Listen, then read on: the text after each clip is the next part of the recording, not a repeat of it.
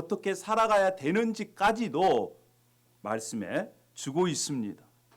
오늘 여러분 주님께서 가르치신 기도, 이 주기도문을 통해서 우리가 기도를 배워갔으면 좋겠습니다. 할렐루야. 기도를 배우면 기도가 하나님께 상달되어지고 또한 하나님께서 기뻐하시는 그러한 기도를 할 수가 있는 것입니다. 오늘 이 주님께서 가르치신 기도, 주기도문은 두 군데 성경에 나옵니다. 마태복음과 누가복음에 나와요. 그런데 오늘 특별히 마태복음의 내용으로 함께 나누겠습니다. 주님께서 가르치신 기도 내용은요, 두 줄기로 구성되어 있습니다. 한 줄기는 하나님에 관한 기도입니다. 또 한 줄기는요, 사람에 관한 거예요. 자, 하늘에 계신 우리 아버지여, 이렇게 시작한 주기도문은요, 이름이 거룩히 여김을 받으시오며 나라가 임하옵시며 뜻이 하늘에서 이루어진 것 같이 땅에서도 이루어지리이다 라고 이 세 가지의 하나님에 관한, 하나님께 드리는 그러한 이 기도 제목입니다. 그리고 그 다음에 일용할 양식을 주시고 우리가 우리에게 죄 지은 자를 사해 준 것 같이 우리의 죄를 용서해 주시고 또 우리를 시험에 들게 말게 하시고 악에서 구하옵소서라고 하는 기도 제목은 사람에 관련된 것입니다. 하나님께 관련해서 세 가지, 사람에 관련돼서 세 가지 혹은 네 가지, 시험에 들게 마시고 악에서 구하소서, 이러한 것들은요,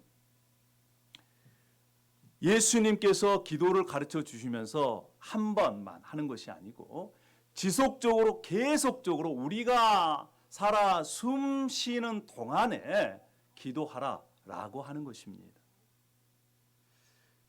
이 주기도문에는요, 신약과 구약을 관통하는 하나님의 진리가 들어 있습니다. 즉 창세기에서부터 요한계시록까지 하나님께서 하시고자 하시는 계획과 뜻이 들어 있어요. 그래서 주기도문을 잘 이해하고 주기도문을 잘 소화해서 이렇게 기도하면 하나님의 뜻을 이루게 되는 것이고 우리의 마음과 우리의 삶 가운데 하늘의 복을 누릴 수 있는 것입니다. 그만큼 중요한 거예요. 그래서 여러분 마음의 문을 활짝 여시고 귀를 쫑긋 세우셔서 오늘 이 주님께서 가르쳐 주신 이 기도문을 우리가 잘 배우고 실천했으면 좋겠습니다. 할렐루야. 아멘입니까? 자, 주기도문은 어떻게 시작합니까? 9절에 이렇게 시작합니다. 그러므로 너희는 이렇게 기도하라. 예수님께서 말씀하셨어요. 어떻게 기도하라? 하늘에 계신 우리 아버지여 라고 기도하라고 말씀합니다. 하늘에 계신 우리 아버지여. 누구에게 기도합니까? 하나님께 기도합니다. 여기서 하늘이라는 것은 천국을 얘기하는 것이 아니에요. 여기에서 하늘은요, 이 땅과 비교할 수 없는 초월적인 그러한 곳에 계신 하나님, 초월적인 하나님을 말씀하고 있습니다. 전능하신 하나님을 말씀하고 있어요. 우리가 기도하는 대상은 누구다? 초월적이고 못하실 것이 하나도 없는 그러한 전능하신 하나님, 그 하나님께 우리가 기도합니다. 그런데 그 하나님을 뭐라고 부르고 있습니까? 우리가 아버지라고 부르고 있어요. 할렐루야. 전능하시고 초월적인 하나님, 그 하나님이 우리 아버지 되어 주셔서 우리의 기도를 들어주신다는 것입니다. 사랑하는 여러분, 예수 그리스도를 나의 구원자, 나의 주님으로 진정으로 영접했다면 우리는 하나님의 자녀입니다. 그리고 전능하신 하나님, 초월자이신 하나님을 나의 아버지로 부를 수 있는 특권이 있는 것이, 할렐루야. 그 전능하신 하나님께서 우리와 함께 하시고 우리의 기도를 들어주신다. 여러분, 그래서 하늘에 계신 우리 아버지라고 부르는 것은 특권이에요. 감격입니다. 얼마만큼이나 감사한지 몰라요. 나 같은 존재가 그 전능하신 분을 우주의 만왕의 왕이신 분을, 통치자인 분을 아버지라고 부를 수 있다니. 여러분, 저는요, 이 주기도문의 이 첫 번째 나오는 하늘에 계신 우리 아버지라고 하는 이 말씀이 얼마나 위로가 됐는지 몰라요. 육신의 아버지께서 제 27살에 돌아가셨습니다. 너무너무 슬펐습니다. 아무 예고도 없이 그냥 쓰러지셔가지고 14일 만에 돌아가셨어요. 얼마나 마음에 충격을 받은지 모릅니다. 그때 하나님께서 이 기도문으로 하늘에 계신 우리 아버지, 그래, 육신의 아버지는 비록 떠났지만 영적인 아버지가 너를 지키시고 보호하시고 너의 기도를 들어주신다, 위로하여 주신다. 얼마만이나 위로가 됐는지 모릅니다. 사랑하는 여러분, 우리가 하늘에 계신 우리 아버지라고 부를 때에 이러한 위로가 넘치길 바랍니다. 할렐루야. 자, 그리고 이제 하나님에 관련해서 세 가지의 기도 제목이 있습니다. 첫 번째가 뭡니까? 우리 9절 말씀을 우리 다시 한번 읽어보십시다. 시작. 그러므로 너희는 이렇게 기도하라. 하늘에 계신 우리 아버지여, 이름이 거룩히 여김을 받으시오며. 할렐루야. 이름이 거룩히 여김을 받으시오며 라고 말씀하고 있습니다. 요즘 정말 하나님의 이름이 땅에 떨어진 것 같지 않습니까? 예수 그리스도를 믿지 않는 사람들을 보면, 뿐만 아니라 예수 그리스도를 믿는 사람들을 보면 정말 하나님의 영광이, 하나님의 이름이 높임을 받는 것이 아니라 정말 무시당하고 있는 것처럼 보입니다. 그래서 하나님 이름이 높여주십시오, 이러한 얘기가 아니에요. 여러분, 우리 하나님은요, 우리가 낮춘다고 해서 이름이 낮아지고 높인다고 해서 높여지는 그런 분이 아니십니다. 하나님은 항상 위대하신 분입니다. 할렐루야. 항상 높으신 분이에요. 우리가 하나님을 무시한다고 해서 하나님이 무시당하시는 그런 분이 아니에요. 그러면 이 말씀을 우리가 어떻게 이해해야 되겠습니까? 한국이 낳은 저명한 세계적인 신학자가 있습니다. 김세윤 우리 박사라고 그런 분이 계십니다. 이분이 이 구절을 이렇게 해석을 했습니다. 10계명 중에 3계명이 뭐냐? 하나님의 이름을 망령되이 일컫지 말라는 거예요. 망령되이. 그래서 이 말씀을 받아들인 유대인들은요, 필사를 합니다. 성경을 이렇게 히브리어로 필사를 할 때에 하나님의 이름이 나오면 붓을 놓습니다. 그리고 가서 목욕 재개합니다. 자신을 깨끗하게 합니다. 몸과 마음을. 그리고 와서 써나가는데 하나님의 이름이 나오면 제대로 이름을 부르지를 못해요. 그래서 아도나이, 다른 말로 하면 주님이라고 표시를 합니다. 그래서 주님이라고, The Lord라고 하는 이 구약 성경의 말은 하나님의 이름이 들어가는데 하나님의 이름을 부르지 못하고 주인라고 하는 그러한 것으로 표시했어요. 얼마만큼이나 경건하게, 간절하게 하나님의 이름을 대했는지 모릅니다. 여러분, 이러한 마음으로 기도자가 하나님 앞에 나아갔을 때에 하나님을 아빠, 아버지라고 부를 수 있는 건 우리에게 특권이에요. 그럼에도 불구하고 어떠한 마음의 자세로 다가가야 하느냐? 정말 내가 근접할 수 없는 분, 그럼에도 불구하고 하나님의 사랑과 은혜를 생각하면서 두렵고 떨리는 마음으로 하나님 앞에 나아가는 마음의 자세를 얘기하는 것입니다. 여러분, 신앙에 성숙한 사람들은요, 이 말의 의미가 하나님 앞에 나아갈 때 두렵고 떨림으로 나아가는 의미를 이해할 거예요. 어린 아이들은 예의가 있습니까, 없습니까? 예의가 없어요. 천방지축입니다. 그럼에도 불구하고 우리에게 기쁨을 주잖아요.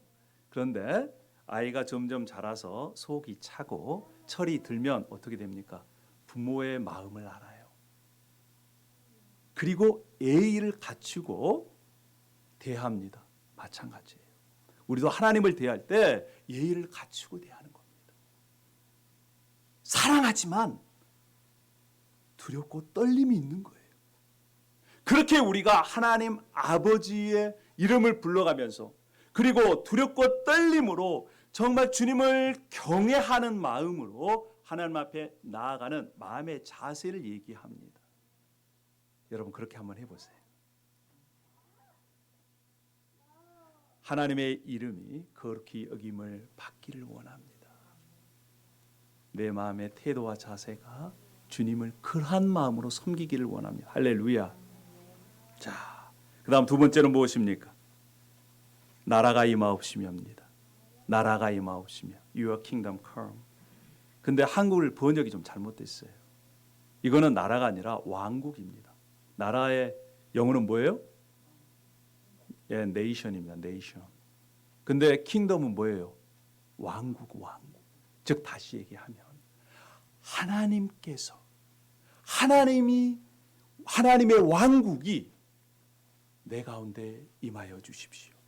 하나님이 왕이 되어 주십시오. 내가 왕이 아니라 누가 왕? 하나님이 나의 왕이 되어 주십시오. 하나님이 통치하는 그러한 곳, 나를 통치해 주십시오. 왕으로 내 삶을 통치해 주십시오. 이렇게 하나님께 간절히 요청하는 것입니다. 여러분, 하나님께서 다스려 주십시오. 통치하여 주십시오. 이 통치, 다스림, 지배, 이것은 우리 정서에는 별로 좋지 않는 그러한 기억들이 있습니다. 왜냐? 우리가 일제시대 36년간 일제로부터 그러한 엄청난 폭압을 받았어요. 그래서 아직까지 여운이 남아있어요. 그래서 우리는 아직까지 일본 사람들에 대한 감정이 그렇게 썩 좋지 않습니다. 독재자가 지배하는 나라는 백성들이 고생해요. 핍박받아요. 그런데 여러분, 완전하신 하나님, 우리보다 우리를 더 사랑하신 하나님, 우리를 복주시기 원하시는 하나님, 그분의 통치를 받는 그 자체가 바로 하늘나라, 천국입니다. 할렐루야. 그것을 구하는 거예요. 그것을. 하나님의 왕국이 나에게 임하여 주소서. 하나님께서 나를 왕으로 통치하여 주시옵소서.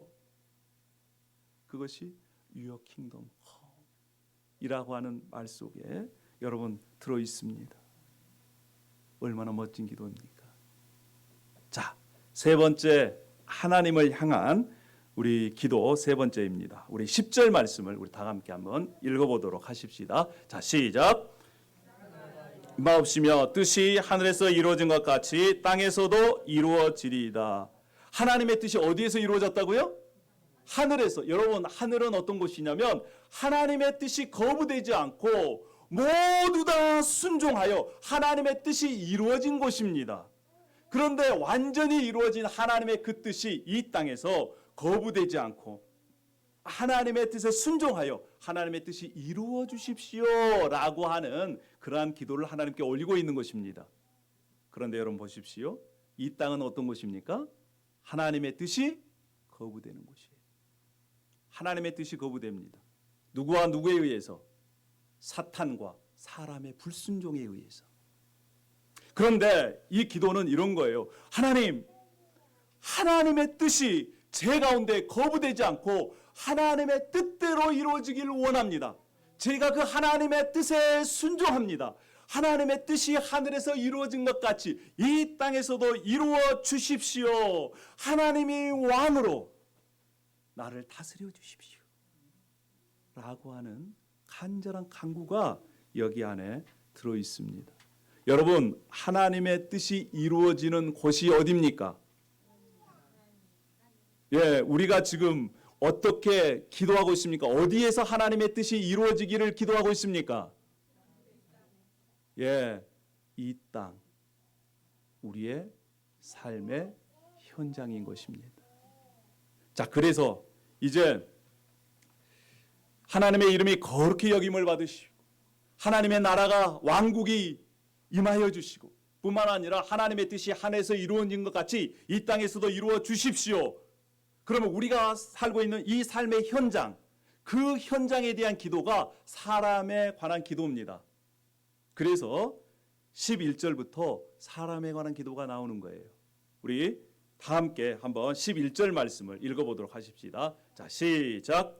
오늘 우리에게 일용할 양식을 주시옵고. 그렇습니다. 하나님의 통치가 임할 땅이 바로 우리가 지금 두 발 딛고 있는 바로 이곳입니다. 이곳은 어디예요? 나의 가정이에요. 나의 직장이에요. 나의 사업장입니다. 우리가 살고 있는 삶의 영역이에요. 삶의 영역에서 하나님의 뜻이 이루어지기를 간구합니다. 그 중에 한 가지가 뭐냐? 먹고 사는 문제예요. 경제적인 문제입니다. 여러분, 우리가 살아갈 때 항상 우리 안에 그러한 것들이 있어요. 먹고 사는 문제. 나의 미래는 어떻게 될 것인가? 그런 문제가 우리에게 계속해서 도전합니다. 때로는 유혹해요. 그런데 이 기도자는 어떤 것이냐? 먹고 사는 문제, 경제적인 문제를 하나님께 맡깁니다. 하나님 그곳 가운데서도 다스려 주십시오. 여러분, 이렇게 기도하는 자는요, 미래에 대한 두려움을 떨쳐냅니다. 그런데 아직까지 내 마음속에 미래에 대해서 두려워요. 불안하고 초조합니다. 내가 어떻게 먹고 살까라고 하는 염려가 있어요. 여러분, 그러한 사람들은 어떻게 삽니까? 그러한 사람들은 이 말씀의 통치를, 즉 하나님의 통치를 아직 받지 못하고 사는 사람들이에요. 이런 사람들은요, 일용할 양식이 있어도 부족합니다. 계속해서 끌어당기려 모으려고 그래요. 그런데 여러분, 그런 가운데 진정한 평안이 없어요. 계속해서 자기의 욕심을 따라, 욕망을 따라 끌려갑니다. 하나님께서 물질을 지배하라 그랬지 지배당하라고 말씀하지 않으셨어요. 물질도 그렇습니다. 돈도 그렇습니다.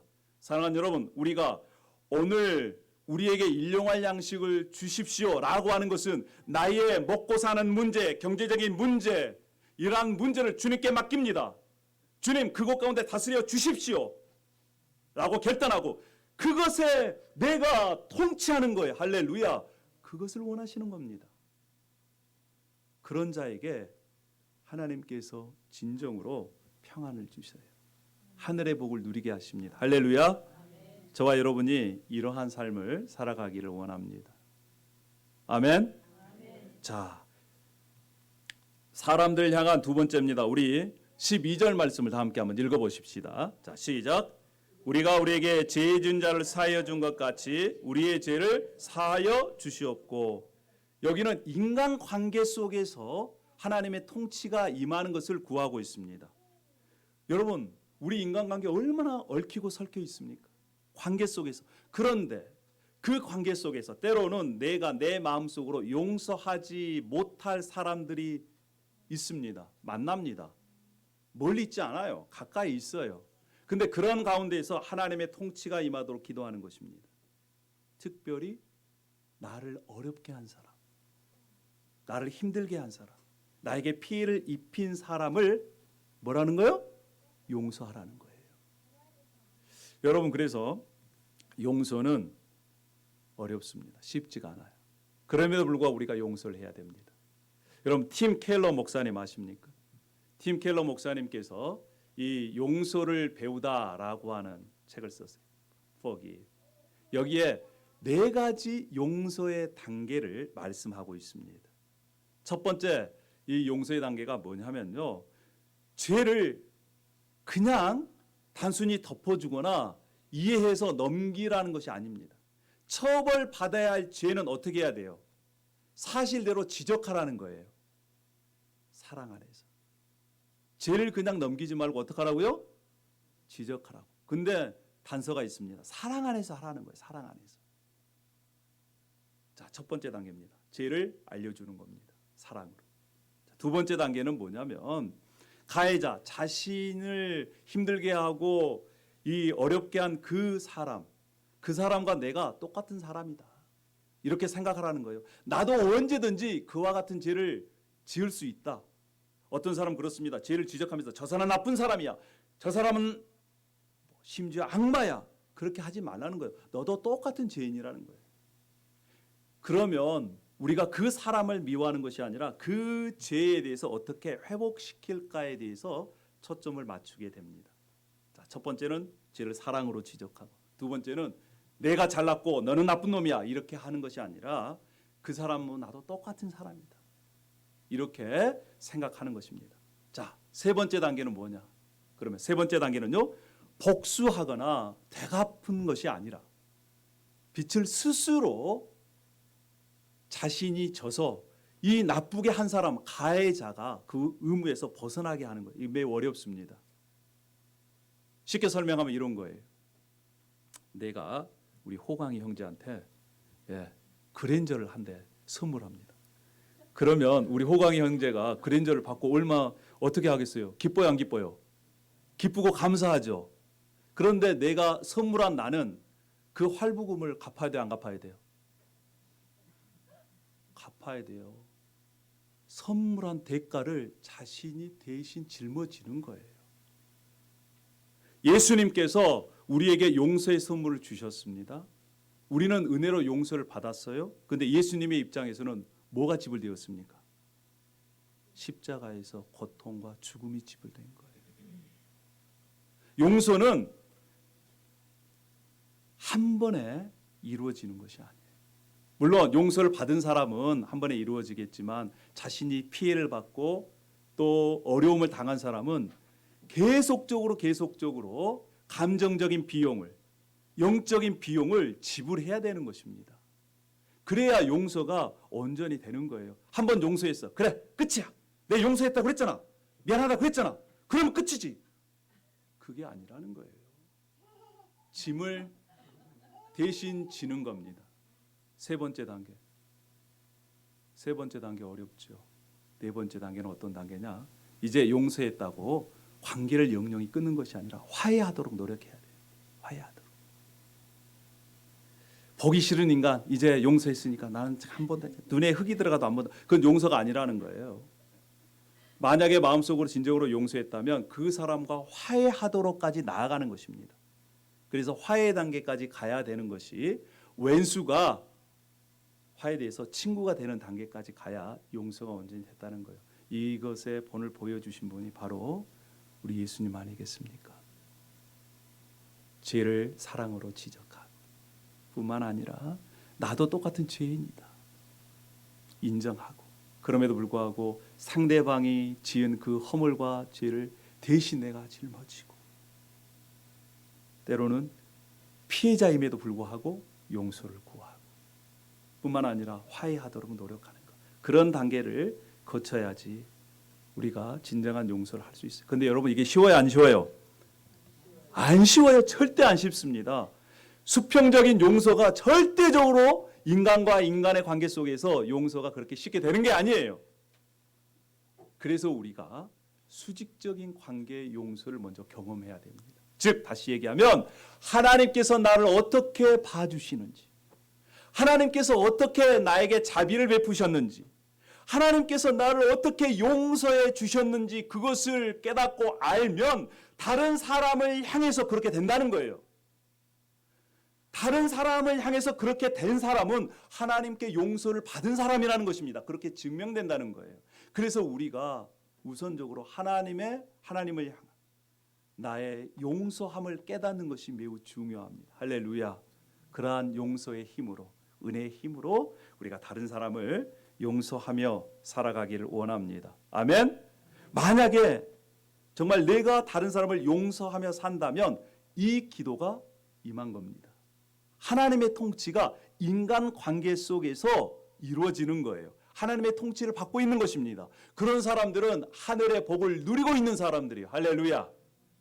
그래서 이 기도는 뭐냐? 하나님, 나의 죄를 용서해 주십시오가 아니에요. 내가 다른 사람의 죄를 용서할 수 있도록 해 주십시오 합니다. 이러한 기도를 통해서 우리가 하나님의 통치, 지배, 그래서 하나님의 은혜를 누리고 복을 누리는 저와 여러분이 되기를 원합니다. 할렐루야. 사람을 향한 마지막입니다. 우리 13절 말씀 다 함께 읽어보도록 하십시다. 자, 시작. 다만 악에서 구하옵소서. 다시 한번 하십시다. 시작. 우리를 시험에 들게 하지 마시옵고 다만 악에서 구하옵소서. 여러분, 우리가 살고 있는 이 땅은 유혹의 땅입니다. 지속적으로 우리를 유혹해서 하나님께 멀어지게 하는 요소들이 너무너무 많이 있어요. 그것이 물건입니다. 그것이 돈이에요. 그것이 사람 관계입니다. 그것이 취미예요. 여러분, 그런데 이런 것들은 때로는요 가치 중립적입니다. 보세요. 여러분 스마트폰 물건이죠. 물건이 이 스마트폰이 악입니까? 선입니까? 이건 악도 아니고 선도 아니에요. 근데 어떻게 사용하느냐에 따라서 이것이 선의 도구가 될 수 있고 악의 도구가 될 수 있는 거예요. 이 스마트폰을 통해서 지속적으로 하나님의 말씀을 듣고 하나님의 찬양을 듣고 하나님께 계속해서 가까이 가면 선한 도구가 될 것이고, 이것으로 맨 쓰잘데기 없는 거 본다면 이것은 뭐예요? 악의 도구예요. 악의 도구. 돈도 마찬가지입니다. 돈은 가치 중립적인 거예요. 악하지도 않고 그 다음에 선하지도 않습니다. 이것을 어떻게 사용하느냐에 따라서 달라지는 것입니다. 여러분 사람도 마찬가지예요. 어떤 사람을 만나느냐가 매우 중요합니다. 이 사람을 만나면 하나님께 더욱더 가까이 가는 사람, 그 사람을 만나는 사람은 복된 사람이에요. 근데 이 사람만 만나면 하나님을 도저히 계속해서 떠나게 하는 사람, 점검해 봐야 됩니다. 한번 옆에 있는 사람 보세요. 이 사람이 진짜인가 아닌가. 여러분 하나님께 계속해서 가까이 가게 하는 사람이 복된 사람입니다. 할렐루야. 우리의 만남의 기준을 그렇게 설정을 해야 돼요. 일단은.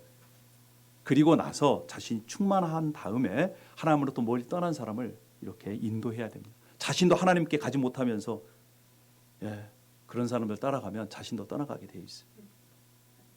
사건도 마찬가지입니다. 여러분 우리가 어떤 사건을 만나느냐에 따라 매우 중요합니다. 그리고 어떤 사건을 해석하느냐가 매우 중요해요. 여러분 어저께 우리 장로님 가정 지역 뉴스에 속보에 나왔어요. 그제 금요일 한국에서까지 소문이 나가지고 연락이 오고 막 전 세계적으로 펜다가든이 그냥 다 홍보가 됐습니다. 여러분 그런데 저는 한편으로 감사한 것이 뭐냐, 이 사건을 통해서 우리 장로님 권사님이 하나님께 더욱더 가까이 가게 돼요. 하나님의 역사하심과 하나님의 계획을 더욱더 볼 수 있게 됐다는 게 감사해요. 근데 우리는 어떤 사건을 만나면 재수가 없어서 또 이렇게 됐다. 근데 여러분 만약에 차가 영업하는 시간에 돌진해가지고 들어왔다면 생각해 보세요. 큰일 날 뻔했습니다. 한편으로 감사가 되는 거예요. 그리고 앞으로 하나님께서 일하실 것을 기대하게 됩니다. 계속해서 하나님께 붙잡고 있습니다. 할렐루야. 어제 영광이가 이 태권도 도장에서 토너먼트를 했어요. 졌습니다. 근데 비디오를 보니까 제가 봐도 조금 이렇게 심판이 뒤쪽에 있어서 방어한 것을 다 점수를 올려버렸어요. 그래서 졌어요. 영광이가 매우 굉장히 분해하고 언페어한 것에 대해서 얘기합니다. 그때 저는 기도해서 하나님, 물론 그럴 수 있지만 아이가 아직 어려서 그 상황에 대해서 받아들이지 못하지만, 물론 자기가 어필을 하더라도 하나님의 통치와 지배 가운데서 할 수 있으면 좋겠습니다. 그런 마음이 들었어요. 우리도 마찬가지입니다. 우리도 억울한 일 당할 때 얼마든지 항의할 수 있죠? 있어요, 없어요? 충분히 있습니다. 그런데 그 상황 속에서도 내가 하나님의 통치함과 지배함을 받고 하나님의 지혜로 하십시오. 그러면 협력해서 선을 이루는 것이 돼요. 그런데 자신의 감정으로 해보십시오. 열매는 극히 좋지 않습니다. 하나님께서 이렇게 말씀하신 이유가 무엇이겠어요? 우리의 삶의 현장에서 하나님의 통치를 받기를 원하는 것입니다. 할렐루야. 뿐만 아니라 하나님의 통치를 받는 우리가 그 상황을 하나님의 말씀으로 지배하기를 원하세요. 왜요? 우리는 그렇게 창조된 존재들입니다. 여러분, 하나님께서 창세기 1장 28절에 이렇게 말씀하세요. 이 말씀은 매우 중요하기 때문에 제가 읽어드리겠습니다. 하나님이 그들에게 복을 주시되, 그들은 아담과 하와입니다. 태초의 인간들이에요. 하나님이 그들에게 이르시되 생육하고 번성하여 땅에 충만하라. 땅을 정복하라. 바다의 물고기와 하늘의 새와 땅에 움직이는 모든 생물을 다스리라. 생물을 다스리라는 거예요. 다스리라. 원래 인간은 하나님께서 이 세상의 왕으로 존재하시지만, 하나님께서 통치하시고 지배하시지만 그 지배권을 인간을 대신해서 대리 통치자로 세우신 거예요. 즉 다시 얘기하면 하나님께서 하나님의 통치를 받는 인간들이 그 하나님의 통치 가운데 충만히 임해서 그 통치함으로 하나님의 사랑과 하나님의 법으로 이 세상을 다스리게 하는 존재로 하나님께서 지으신 것입니다. 그럼 이 세상의 왕은 누구세요? 하나님이세요. 우리 인간은 누굽니까? 하나님을 대신한 대리 통치자예요. 그런데 인간이 내가 통치자가 되겠다, 내 마음대로 하겠다, 내가 선악을 알게 해서 선악을 결정하겠다, 사단의 게임에 빠져서 타락한 것입니다. 그래서 이 통치권을 잃어버린 거예요. 그러나 예수님께서 빼앗긴 통치권을 사단을 십자가에서 죽이심으로 말미암아, 예수 그리스도의 죽음으로 말미암아 그 통치권을 다시 빼앗아 온 거예요. 그래서 예수 그리스도를 믿는 자들은 하나님의 자녀가 되었고, 뿐만 아니라 하나님 왕국의 왕자와 공주가 되어서 예수 그리스도와 함께 다스리는 그러한 위치로 다시 회복시켜 주신 것입니다. 그래서 하나님께서 우리에게 원하시는 것이 그거예요. 너희들이 하나님의 통치를 받고 경제적인 부분, 물질적인 부분, 사람들과의 관계, 또 시험, 악에서부터 하나님의 통치를 받고 그것을 말씀으로 통치하라고 우리에게 사명을 부여해 주신 것입니다. 할렐루야. 이런 말씀이 우리 가운데 임하면 우리가 하나님께서 계획하신 그 계획을 이루어갈 수 있는 겁니다. 하나님, 나를 통치하여 주십시오. 내 마음을, 감정을 통치하여 주십시오. 우리의 가정을 통치하여 주십시오. 우리의 사업장을 통치하여 주십시오. 우리의 직장을 통치하여 주십시오. 내가 삶의 다리를 딛고 있는 이곳을 하나님 다스려 주십시오. 그리고 그 다스림으로 제가 물질을 다스리고 사람의 관계 속에서 다스리고 사탄의 유혹을 다스리고 그렇게 살게 해 주십시오 라고 하는 것이 바로 주기도문의 결론인 것입니다. 사랑하는 여러분, 우리가 우리의 삶 속에 다양한 문제들을 만나고 있습니다. 지금도 만나고 있어요. 그러나 그 문제에 정복당하지 않고 하나님, 예수님, 성령님의 다스림을 받아 오히려 문제가 기도의 제목이 되어 기도로 돌파하고, 할렐루야, 슬픔이 감사로 바뀌고, 할렐루야, 어떤 상황과 환경을 만나더라도 그 가운데 하나님의 통치가 임하도록 기도함으로 그 상황을 우리가 말씀으로 통제하고, 할렐루야. 때로는 우리가 마음에 상처가 있을 때 그 상처를 치유함 받아 오히려 치유자로 살아가기를 원합니다. 따라하겠습니다. 하나님, 저를 다스려 주십시오. 하나님, 저를 다스려 주십시오. 그리고 그 다스림으로 제가 다스리도록 인도하여 주십시오. 따라하세요. 예.